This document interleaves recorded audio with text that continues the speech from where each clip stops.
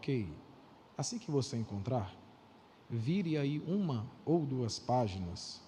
Encontre também, por favor, Gênesis capítulo 32, versículo de número 30. Diz-nos assim a palavra do Eterno: e chamou o nome daquele lugar Betel, o nome, porém, daquela cidade dantes era Luz. Eu quero ficar apenas com essa primeira frase. E chamou o nome daquele lugar Betel. E chamou o nome daquele lugar Betel. Gênesis capítulo de número 32, versículo 30. E chamou Jacó o nome daquele lugar Peniel, porque dizia: tenho visto a Deus face a face, e a minha alma foi salva. Amém? Podem assentar-se.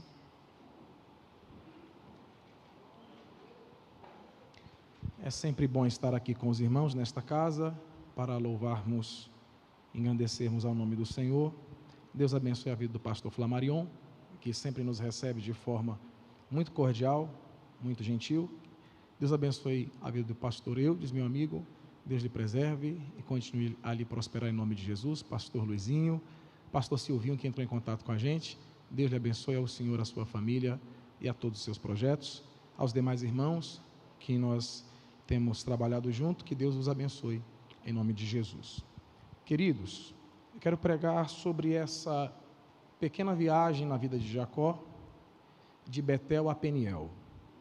Mas antes que a gente entre dentro do texto, eu sei que você conhece a história, sei que você tem algum carisma pela vida e pela história de Jacó, que de fato, entre os patriarcas é o mais carismático, é o mais envolvente.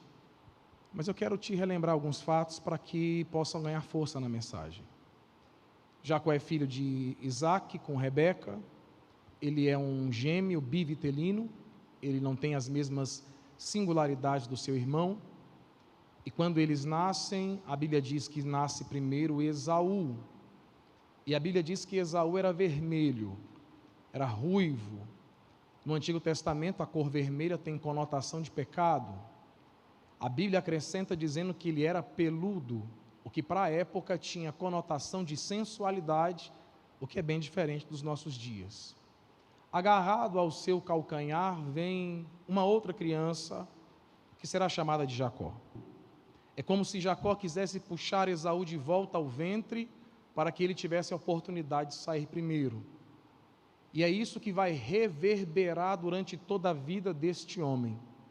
Eles crescem, Esaú se torna caçador.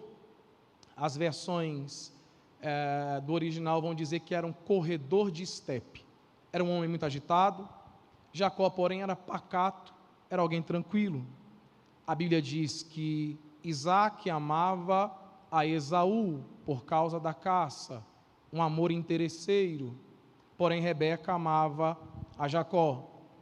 O que o texto quer nos dizer é que, de alguma forma, Jacó era desprezado pelo pai. Eles crescem, a ambição de Jacó é ter a primogenitura, ele quer a herança dobrada, uma parte maior da terra, ele quer a bênção sacerdotal. Um dia, Esaú chega completamente esbaforido, cansado, esgotado da caçada, e encontra Jacó cozinhando um guisado de lentilhas. E Esaú pede com de uma forma muito grossa. No original ele diz: dai-me um pouco dessa droga vermelha. É o que está escrito lá. De uma forma muito grossa ele pede a Jacó. E Jacó tem ali a oportunidade de tentar se aproximar do seu irmão, porém ele vê a oportunidade na fraqueza, no desfalecimento de Esaú, de conseguir aquilo que ele deseja. E ele faz uma proposta: me vende a tua primogenitura e eu te dou um pouco dessa sopa. Naqueles tempos, segundo o código de Hammurabi, podia-se vender a primogenitura. Isso se fazia por 3 ovelhas ou 3 cabritos. Mas o que Jacó oferece é completamente pequeno diante da grandeza da primogenitura. Esaú, como um animal, responde: Do que me adianta agora a primogenitura? Eu estou para morrer de fome, me dá um pouco desse negócio, e agora você é o primogênito. Jacó se aproveita de um momento de fraqueza para conquistar aquilo. Não era bobo, ele pergunta a Jacó: quem és tu, filho meu? E Jacó responde: eu sou Esaú. Isaac não está convencido e outra vez pergunta: és tu mesmo, meu filho Esaú? E Jacó responde: sim, eu sou seu filho Esaú. Outra vez Jacó se aproveita da deficiência de alguém para conquistar aquilo que ele deseja. Ok, relembrado esses fatos, ele sai da tenda completamente convencido de que conseguiu conquistar tudo o que ele desejava. Ele tem a primogenitura e ele tem a bênção. Parecem ser conquistas importantes, porém, não existe vitória legítima quando você conquista algo fingindo ser quem você não é. O nome disso não é vitória, o nome disso é fraude. Não há conquista baseado na exploração da necessidade dos outros. Jacó não entende o que é a bênção de Deus, e muitas pessoas também não entendem ainda hoje. Muita gente acha que a bênção de Deus está no fracasso de alguém. Muita gente acha que a bênção de Deus está em explorar as carências de alguém. A bênção de Deus não está nisso. A bênção de Deus está em estender a mão para alguém que está caído. A bênção de Deus está em alimentar alguém que está faminto. A bênção de Deus está em sarar as chagas de alguém que está ferido. Porque enquanto você estende a mão para levantar alguém, as mãos de Deus vão se estender para preservar você de pé. Enquanto você se esforça para ajudar a alimentar alguém, Deus vai sustentar você e a sua casa. Enquanto a gente trabalha para sarar as feridas de alguém, as mãos de Deus vão sarar as nossas feridas. As pessoas têm uma dificuldade enorme em compreender o que é a bênção de Deus. A bênção de Deus nunca recai ou vai para alguém que é egoísta, avarento. A bênção de Deus não vai para aqueles que a desejam somente por ambição. A bênção de Deus sempre chega para aqueles que têm o coração disposto em partilhar. Porque esta é a dinâmica da bênção: é dando que se recebe, é perdoando que se é perdoado, é abençoando que se é abençoado, é morrendo que se vive. Essa é a dinâmica do reino. Antes que a bênção de Deus chegue para a sua vida, Deus vai te dar a oportunidade de ser bênção na vida de alguém. E na sua disponibilidade em abençoar, vai determinar o tamanho da bênção de Deus sobre a sua vida. Esaú chega, cansado da caçada, prepara um guisado, chega ao pai, o seu pai conta tudo o que aconteceu, ele diz: eu vou matar Jacó. Ele tem todos os motivos para isso. Eu vou acabar com a vida de Jacó. Rebeca rapidamente monta outro plano, envia Jacó para longe. Vai para Padã Arã, terra dos meus pais, e lá você encontra alguém para casar. Foge. Ele vai iniciar uma jornada de 750 quilômetros. São 30 dias de caminhada a pé. Um judeu caminhava geralmente entre 30 e 40 quilômetros por dia. Mas o texto do versículo 10 do capítulo 28 me faz entender que Jacó está desesperado, que ele faz parte do trajeto correndo. Em um só dia ele caminha 77 quilômetros.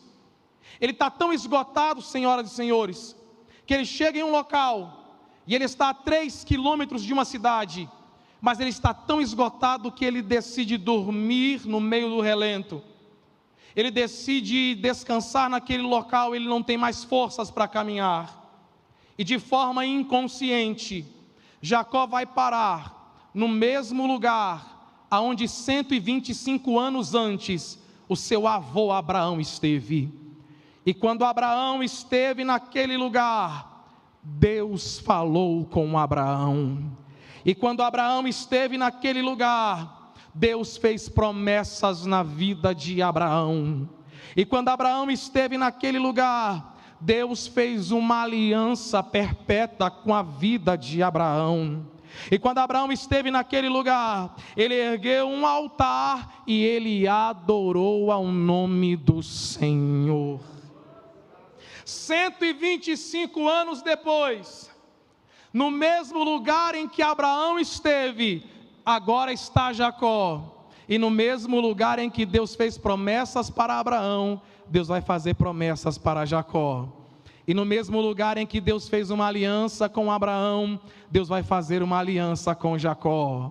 E no mesmo lugar em que Abraão ergueu um altar, Jacó vai erguer uma coluna e também vai adorar ao nome do Senhor. E pouco a pouco, o Deus de Abraão vai se tornando o Deus de Jacó. Você consegue absorver esta verdade? Porque eu sei que tem gente que está aqui nesse lugar, que adora a Deus aqui há anos, que canta, que já chorou, já foi renovado, recebeu promessas de Deus aqui nesse lugar, mas às vezes no meio dessa multidão você se sente tão sozinho, se sente tão sozinha. Às vezes você dobra o joelho para orar aí e começa a se lembrar dos teus filhos que estão longe da presença de Deus, começa a se lembrar dos teus parentes que não estão caminhando no mesmo caminho em que você está, e você chora dizendo: Deus, quando é que o Senhor vai trazer os meus filhos para a tua presença? E Deus está acalmando alguém aqui com esta palavra esta noite: tenha calma, porque a aliança que eu fiz na tua vida vai alcançar toda a história da sua família. As promessas que eu fiz na tua vida vão determinar o futuro dos teus filhos, e muito em breve, no mesmo lugar em que você levanta a mão para adorar, os teus filhos também vão entrar, vão levantar as mãos e vão adorar ao nome de Jesus. Aleluia. Levante as mãos para o céu para receber esta palavra. Se eu fosse você, eu levantava as duas. Faz tempo que tu só assiste culto por live. Vamos lembrar do que é um culto pentecostal. Levanta as mãos para receber. As estatísticas estão dizendo que aqui em Brasília, mais de 50% dos que compõem o sistema carcerário, ou seja, que estão na papuda, são filhos de crente. Mas nós estamos aqui para quebrar essa maldição. Eu estou para profetizar e dizer que filho de crente vai ser crente também, filho de pastor vai ser pastor, filho de homem de Deus vai ser homem de Deus, e filha de mulher de Deus vai ser mulher de Deus também, porque a aliança que Deus fez com você vai alcançar a vida dos seus filhos. Aí ele se deita e dorme. Ele está tão cansado que ele vai pegar uma pedra e vai colocar por cabeça como um travesseiro. Ele deve ter virado a pedra para baixo. Geralmente a parte de baixo da pedra retém o calor do dia. Ele está com frio, ele está tentando se aquecer um pouco. E quando todo mundo pensa que ele vai ter um sonho desesperador, ele acabou de enganar o pai, que é velho e cego, para ter uma maior propriedade, para ter a bênção sacerdotal, e ele teve que abrir mão de tudo. Ele teve que fugir. Ele não sabe qual é o seu destino. Qualquer outra pessoa teria um pesadelo aquela noite, mas diz a Bíblia que ele sonhou, e ele viu uma grandiosa escada, cujo estava posta na terra, mas o seu topo chegava nos céus. E os anjos de Deus subiam e desciam por esta escada. Aleluia. Não faz muito sentido à primeira vista, não faz. Porque anjo não é de baixo, anjo é de cima. O texto corretamente deveria ser: desciam e subiam por ela à primeira vista. Mas o texto está dizendo que os anjos de Deus subiam porque estavam embaixo, e depois desciam para continuar aquilo que eles estavam fazendo. Era Deus dizendo: Jacó, desde o dia em que tu saiu da casa do teu pai e da tua mamãe, os meus anjos estão na terra para guardar você na sua trajetória. E antes que você chegasse aqui, já tinha anjo de Deus para proteger você e a sua casa.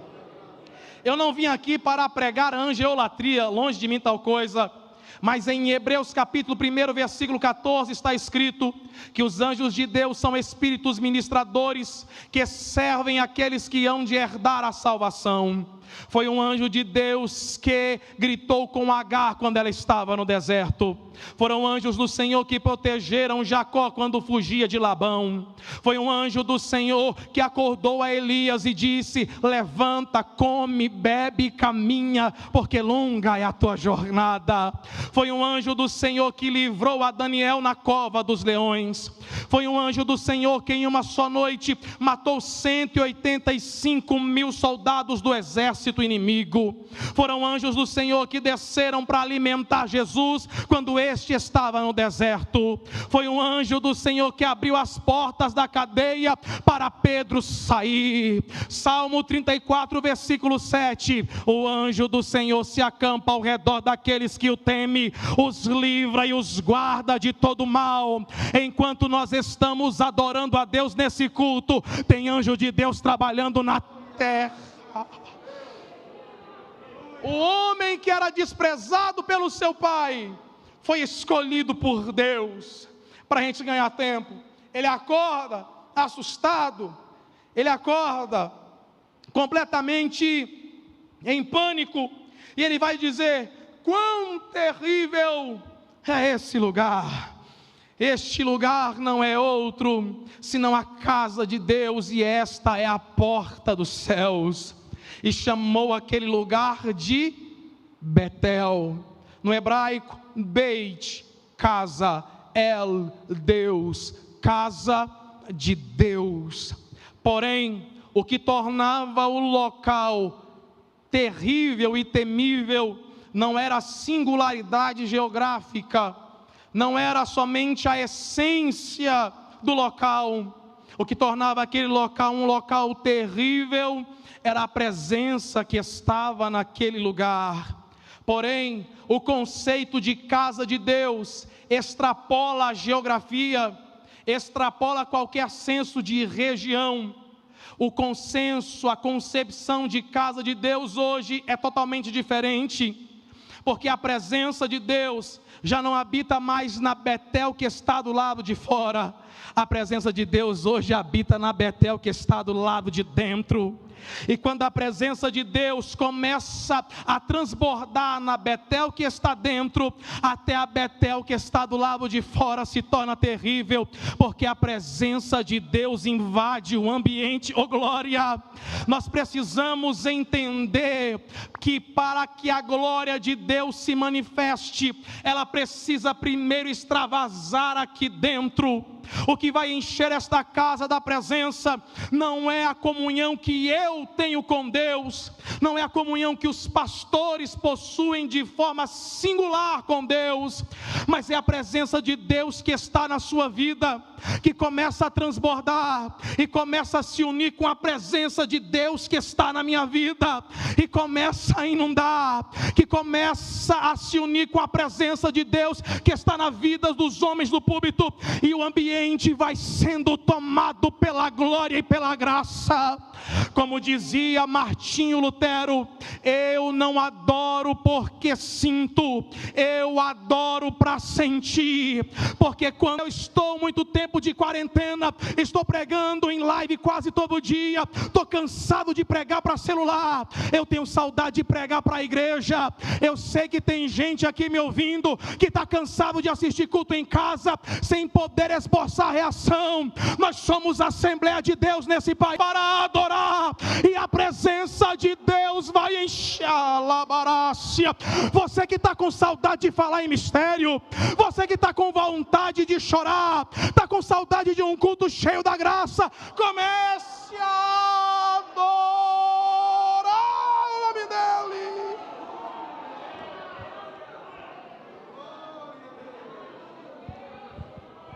Não foi Jacó que encontrou Deus, foi Deus que encontrou Jacó. Caído, dormindo, frágil, Deus encontrou Jacó. Não foi você que encontrou Deus, foi Deus que encontrou você. Você só é casa porque Ele te achou. Como é que você estava quando Ele te encontrou, hein? Estava como Jacó, caído no meio do deserto, fugitivo da vida, sem saber qual seria o futuro, completamente derrotado, mas mesmo assim Ele te achou e diz: gostei de você e te escolhi para habitar dentro da sua vida. Oh glória! Alguns aqui foram encontrados enquanto estavam nas drogas, no alcoolismo, na prostituição. Alguns que me ouvem essa noite já foram casa de demônios, já foram casa de depressões, já foram casa de desilusões. Muitos dos que me ouvem aqui essa noite já foram casa de vícios, já foram casa de decepções, foram casas depositadas e cheias de pecado, mas o Senhor achou a sua vida, Ele te limpou, Ele te lavou e disse: agora é eu que vou morar dentro de você. Oh glória! Quantos aqui podem adorar porque foram salvos? Quantos aqui podem adorar porque foram encontrados? Eu não estou prometendo chaves, eu não estou falando de portas, mas eu estou te convidando para adorar porque Ele te salvou, rapaz, porque Ele te achou. Hoje você senta nesse banco, é respeitado pelas pessoas, porque a presença de Deus está na sua vida. Glória a Deus, porque Ele nos salvou. Glória a Deus, porque Ele nos encontrou. Glória a Deus, porque alguém pregou o Evangelho para a gente. Glória a Deus, porque somos salvos.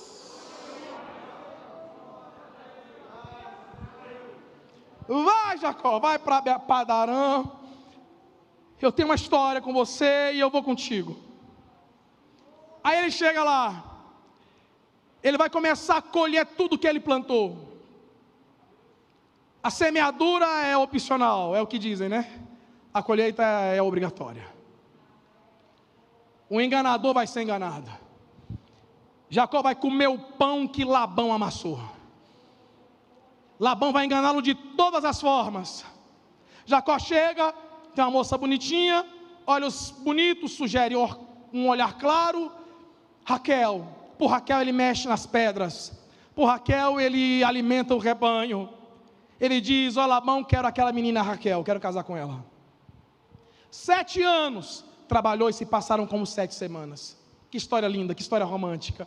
Dia do casamento, Jacó está alegre por causa do vinho, deita-se, quando acorda, quem está do seu lado? Leia. Olha os baços, não dá para saber o que ela tinha nos olhos, mas os seus olhos não eram tão atraentes quanto os de Raquel. Olha os baços, é a moça que quase ninguém amava, era outra desprezada nessa história. Jacó se sente enganado, Labão se sente enganador, se sente um malandro, se sente um esperto, mas nem Jacó e nem Labão estão certos.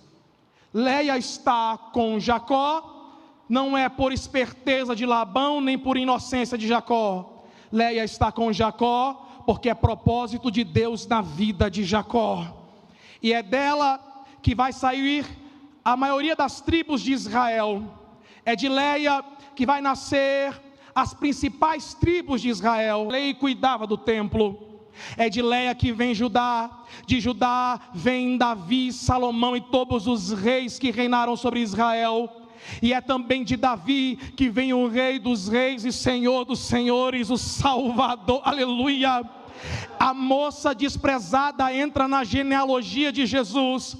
É através da moça desprezada que a profecia feita para Abraão, para Isaque e para Jacó vai se cumprir, porque em ti serão benditas todas as famílias da terra. Jacó começa a trabalhar, vou te pagar com aquilo que nascer do rebanho, que for listrado é teu. Aí Deus abençoa, só nasce listrado. Aí Labão diz: não, tá errado isso aí. O que nascer branco é teu, listrado é meu. Aí nasce só os brancos. E Labão vai empobrecendo e Jacó vai enriquecendo.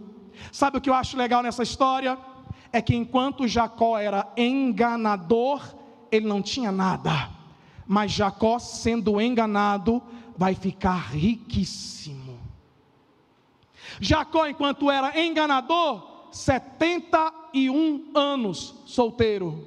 Jacó, sendo enganado, vai casar. Então tenha paciência, ainda tem chance para você. Calma, calma. O que faz a diferença na nossa vida não é o que dizem ao nosso respeito, não é o que fazem com a gente. O importante na nossa vida é se a presença de Deus está ou não na nossa vida. Se a presença de Deus estiver na sua vida, podem tentar te enganar, mas tu vai prosperar do mesmo jeito. Se a presença de Deus está na tua vida, podem te perseguir, mas jamais vão te alcançar. Se a presença de Deus está na tua vida, podem até mesmo lançar maldições contra você, mas Deus vai transformar as maldições em bênção. Olha para cá. Deus diz: Jacó, hora de ir embora, volta para a terra dos seus pais, vai para Canaã. Pega tudo que vem, você conhece a história, o tempo está passando. Vai embora, até que chega em um dos pontos de acesso mais famosos à terra de Canaã, o Val de Jaboque. A palavra Jaboque significa ir além, transcender, ir mais adiante. Ele passa toda a sua família, capítulo 32. E quando ele vai passar, diz a Bíblia, que lutou com ele um varão. Observe o português. Não é Jacó que lutou contra o varão, foi o varão que lutou contra Jacó. O varão chegou diante dele e disse: Jacó, sim, daqui você não passa. Em Canaã não tem lugar para Jacó. Lá não tem espaço para enganador, para mentiroso. Não. Jacó é daqui para trás. Daqui você não passa. Jacó fica enfesado e começa a resistir aquele homem, dizendo: eu vou passar. E o varão diz: você não passa.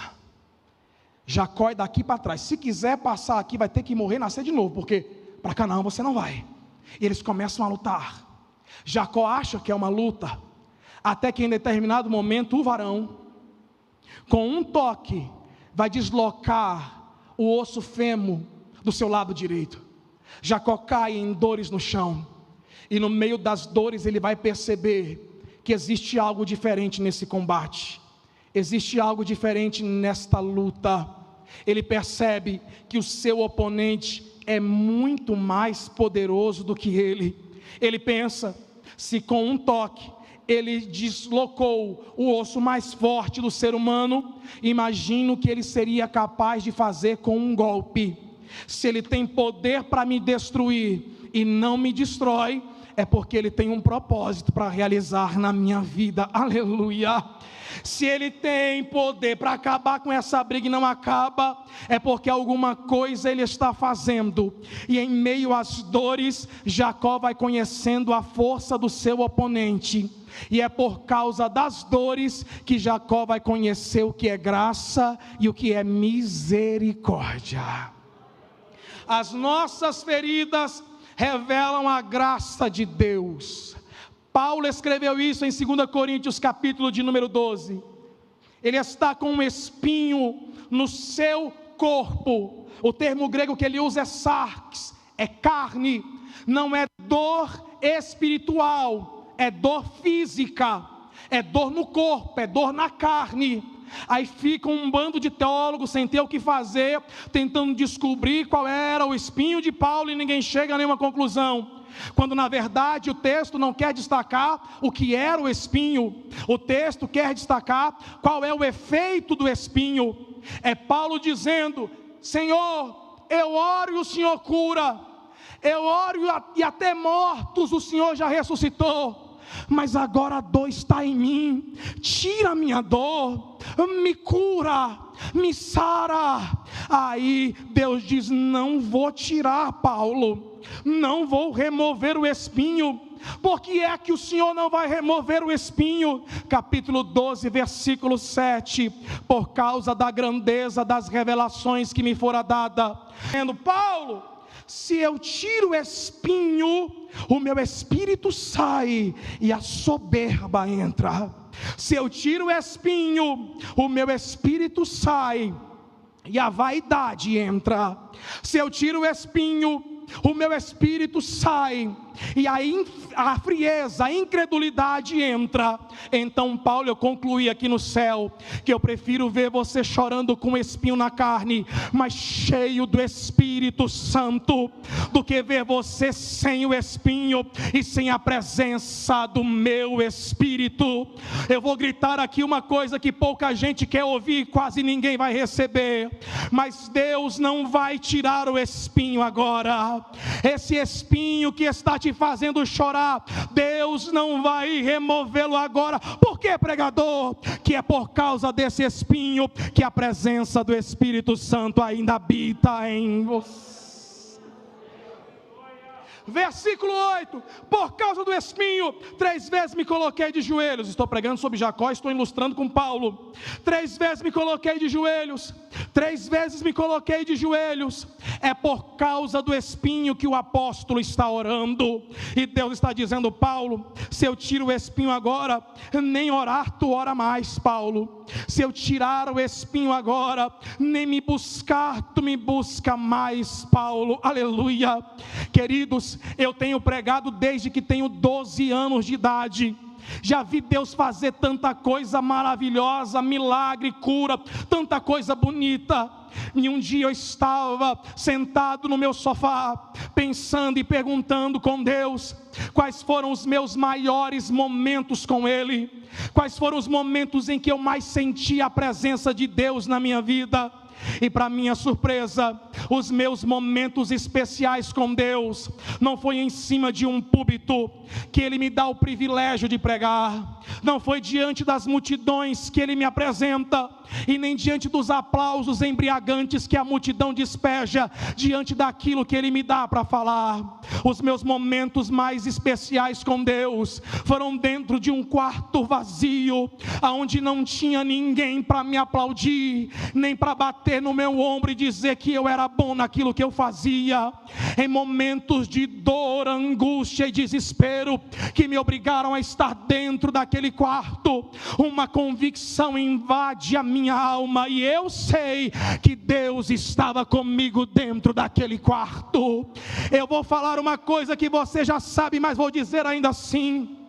Sabe aquele dia que você entrou dentro do quarto completamente arrasada, destruído, se sentindo um caco, se sentindo um lixo, pegou a agenda do seu telefone celular e procurou na agenda o número de alguém para poder pedir um conselho, pedir uma oração, mas ninguém te atendeu?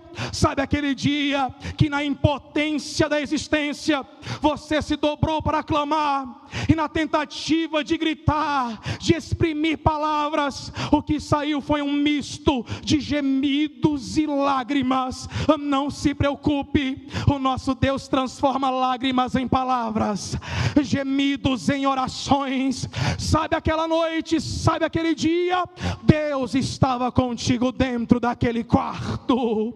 Deus estava contigo dentro daquele quarto. Eu vou repetir até tu levantar a mão para adorar. Deus estava contigo dentro daquele quarto. Tira o espinho, Deus diz: tiro não. Tira o espinho, Deus diz: tiro não. Como é que eu vou ficar? Vou ficar sofrendo e sentindo dor. Deus disse: calma, eu vou te dar uma coisa que é muito melhor do que remover o espinho. Aí Paulo pergunta: o que é melhor do que parar de sentir dor? Aí Deus diz: calma, Paulo, a minha graça te basta, e o meu o meu poder se aperfeiçoa na sua fraqueza. Levante as mãos para receber esta palavra. Se eu fosse você, levantava as duas. Estou pregando correndo porque o tempo está indo embora. Levanta a mão. Hoje você vai para casa para enfrentar os mesmos dilemas de sempre, mas aquilo que te fez chorar ontem, a partir de hoje não vai te fazer chorar mais. Aquilo que te derrubou na semana passada, a partir de hoje não derruba mais. Por que, pregador? Porque está descendo uma graça especial aqui essa noite.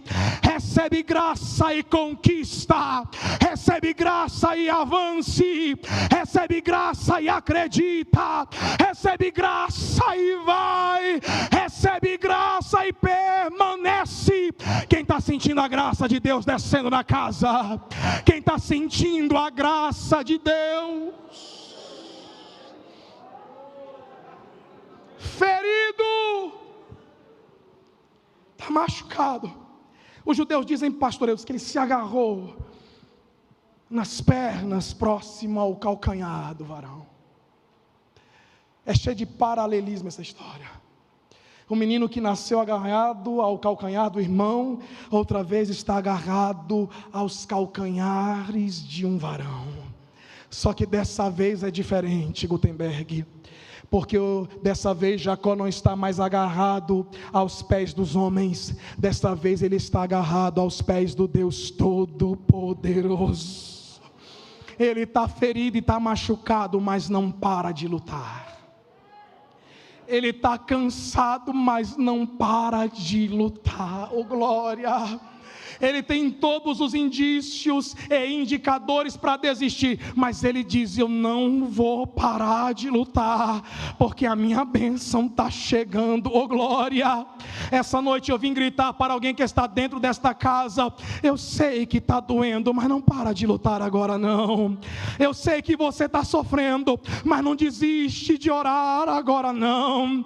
Eu sei que a dor é insuportável, mas pelo amor de Deus, não pare agora não. A bênção de Deus está chegando. A bênção de Deus está chegando. Mais 5 minutos eu encerro. O sol se levanta, é Deus dizendo, uma nova história vai começar a acontecer. Jacó ferido, o varão olha para ele e diz, vou te abençoar. Mas me diz só uma coisa, qual é o teu nome? Lembrou? Qual é o teu nome? 20 anos antes, 20 anos, um velho cego sobre a cama, quem és tu, filho meu? E Jacó disse, eu sou Esaú. 20 anos depois, ele está diante de Deus, e diante de Deus não dá para fingir ser quem você não é. Diante de Deus você tem que confessar aquilo que faz. O problema de muita gente na igreja é que quer ser abençoado fingindo ser quem não é. Finge ser aqui dentro aquilo que não consegue ser no trabalho. Finge ser aqui dentro aquilo que não consegue ser dentro de casa. Enquanto você viver essa vida dobre, Deus jamais vai abençoar você.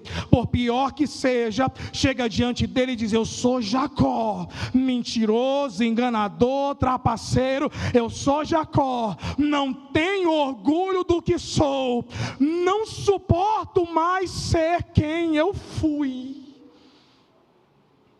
É Jacó? O texto no hebraico diz, Gutenberg, já não é mais. Já não é mais. Oh glória. Pastor Silvinho, já não é mais. Pastor Silvinho, já não é mais. Pastor Flamarion, isso é forte. Ele poderia dizer, já não te chamarás mais Jacó. No original diz, já não é mais Jacó. A partir de hoje, você é Israel.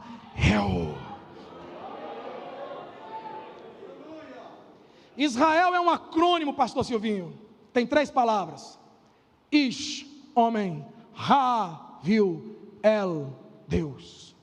O homem que viu Deus. Capítulo 32, versículo 30. Eu vi o Senhor face a face, e Ele salvou a minha alma. Fecha os teus olhos, não dá para pregar mais não.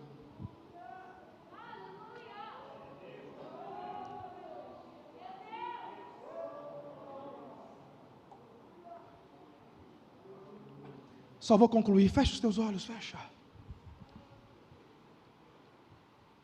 Em Betel teve um encontro. Em Peniel teve transformação. Tem gente me ouvindo aqui que é casa, é Betel de Deus, mas é uma casa que precisa ser reformada. porque tem coisas que você faz que te dão vergonha. Imagina Deus. Todos nós temos um Jacó lutando dentro da gente, e tem dia que Jacó prevalece, tem dia que esse Jacó faz a gente passar vergonha. Fecha os olhos. Eu estava pregando um dia desses, e veio um rapaz com trejeitos afeminados. A maioria aqui dentro faz piada. Outros são completamente preconceituosos, não querem nem saber a origem da história. E esse rapaz disse para mim: pastor, todo dia eu luto contra a minha natureza, de desejos que parecem que vão me dominar, por causa dos traumas que eu sofri, e as pessoas zombam e me excluem, pastor, mas eu estou lutando para vencer. Oh glória! Eu sei que tem gente aqui que está lutando contra outras naturezas difíceis. Eu sei que tem gente aqui que luta contra vícios que te consomem. Eu sei que tem gente aqui que luta com aquela personalidade difícil, que quando explode machuca quem você ama. E você diz: Deus, eu não quero ser assim. E você luta. É Jacó que está tentando te vencer. E outra vez estamos no Val de Jaboque, mas essa noite eu estou crendo que Jacó vai morrer no meio do val, e Israel vai nascer e vai atravessar em direção à terra prometida.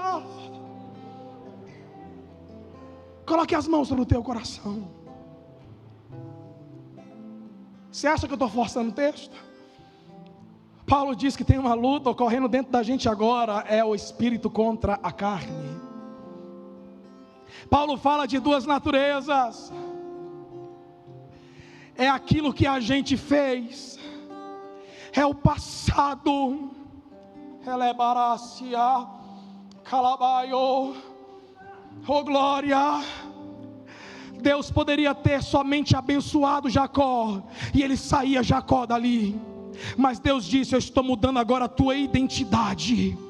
Você não vai ser conhecido pelas besteiras que fez. A partir de hoje será conhecido por aquilo que eu vou fazer na sua vida. Oh glória! Vai receber nessa palavra. A tua família não vai ficar marcada pelos escândalos e pelos vexames que deram naquela rua. A tua família não será marcada pelas tragédias que ocorreram lá dentro. A tua família vai ficar marcada por aquilo que Deus vai fazer através de você. Jacó vai morrer e Israel vai viver. Vamos orar. Pai, a gente está lutando, Pai. E tem dia que a gente perde feio, e a gente fica ferido e chateado com a gente mesmo. Mas nós estamos aqui essa noite para dizer que a gente ainda não desistiu de lutar, que a gente não vai parar de lutar. E nessa guerra toda nós queremos chegar em Peniel essa noite. Nós já tivemos um encontro em Betel, agora nós queremos transformação em Peniel. A gente quer sair caminhando diferente. A gente quer ser pessoas que consigam vencer as batalhas interiores da existência. Mas nós estamos lhe pedindo ajuda essa noite. Que o teu Espírito nos fortaleça nas áreas em que estamos sendo derrotados. Que o teu Espírito nos capacite a vencer nas áreas em que estamos fracassando. E que essa noite mais um pedacinho de Jacó venha ser derrotado, e Israel venha se levantar dentro de nós, com toda a força que o Espírito Santo tem para nos dar, em nome de Jesus.